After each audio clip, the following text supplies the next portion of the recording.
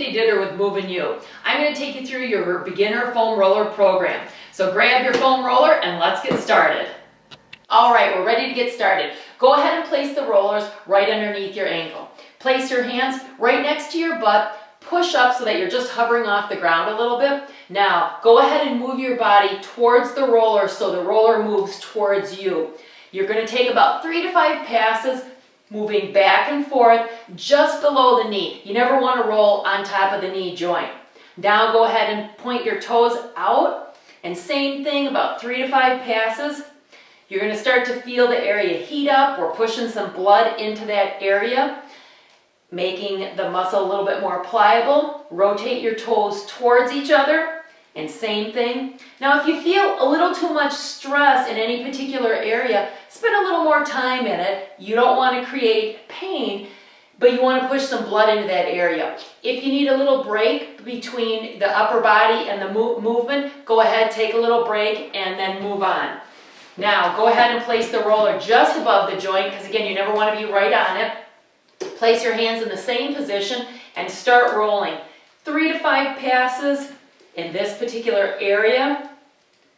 You've really got a lot of core engaged now. Let's go ahead and rotate the feet in. If you find any areas that are a little tender, spend a little more time on that. Tip your toes out. All right. Okay, now we're going to move from the hamstring up towards the glute area. So roll the roller right underneath you. Make sure your feet are spread apart so that you've got some good balance here. What I'm going to do is I'm going to move towards the camera. So I'm going to plant my left hand and I'm going to rotate my knees towards you and just roll on the outside area of the glute, about where your pocket in a pair of pants would be. Go ahead and spend any particular, if you find that little hot spot, spend just a little more time there. But same thing, move around a little bit, 3 to 5 passes. I'm going to tip and rotate my knees to the wall, take my right hand and stabilize myself just so that you're comfortable, that you don't feel tippy. And move back and forth. You can spend a little more time or a little less, depending on your situation.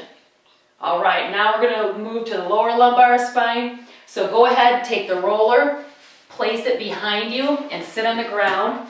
Now, what you're going to do is hover off the ground again, but you're going to move with your feet. So I'm going to take my hands and put them around my shoulders and move up towards the mid part of my spine, nice and smooth. Again, you'll feel a lot of core being activated, which is awesome. Little extra perk. Same thing, 3 to 5 passes. Spend a little more time on it if you want to.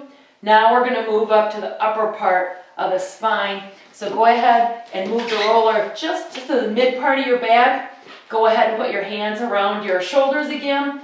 Now move up towards your neck, but not right on the neck. Just stopping short a little bit. Nice and smooth. 3 to 5 passes. If you find any tender areas, feel free to spend a little more time in that area. Now we're going to move to the front. So I'm just going to roll over just onto my knees a little bit, and the roller is going to be placed right above the knee, never onto the joint. Again, you're going to have a lot of core activated here. You're going to move with your hands and move the roller towards your hips, and then you'll be moving away from your hips. Nice and smooth. You should by now really start to feel some heat being generated in those muscles. Rotate your toes out. Again, makes the muscles more pliable, brings awesome blood flow to the area. Rotate them in.